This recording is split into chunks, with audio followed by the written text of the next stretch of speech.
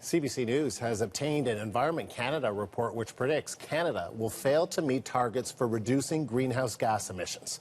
CBC's Susan Lunn joins us live in Ottawa with the details. So, Susan, what does the report tell us?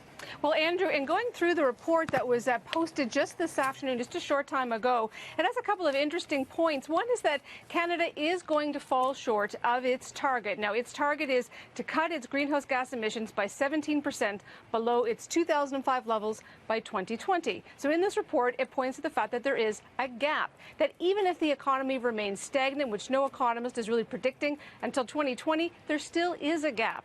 And that if, as actually expected, that the economy increases, oil sands development expands at a rapid rate, that gap gets even wider. And here's where it gets interesting. CBC has also obtained an internal government analysis, and it concedes that even with those upcoming oil and gas regulations, Canada is still going to fall short. So it raises the question today of how Canada is going to meet that target by 2020. And Susan, I'm guessing that this is not all that surprising.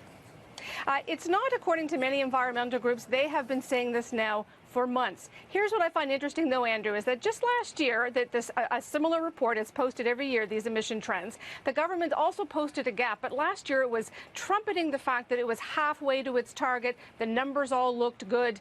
Don't worry, Canada is, moving things along. This year in this report, there is no trumpeting, if you will. There's no bravado in this report. It points to the fact that, the numbers are still better if Canada had done nothing by comparison. Just a few moments ago, the Environment Minister stood in the House of Commons to say, our record is still better than what the Liberals had to do, yet no real acknowledgement that Canada is increasingly falling short of that 2020 goal, meaning that environmentalists and Canadians are going to start asking if Canada is going to meet it.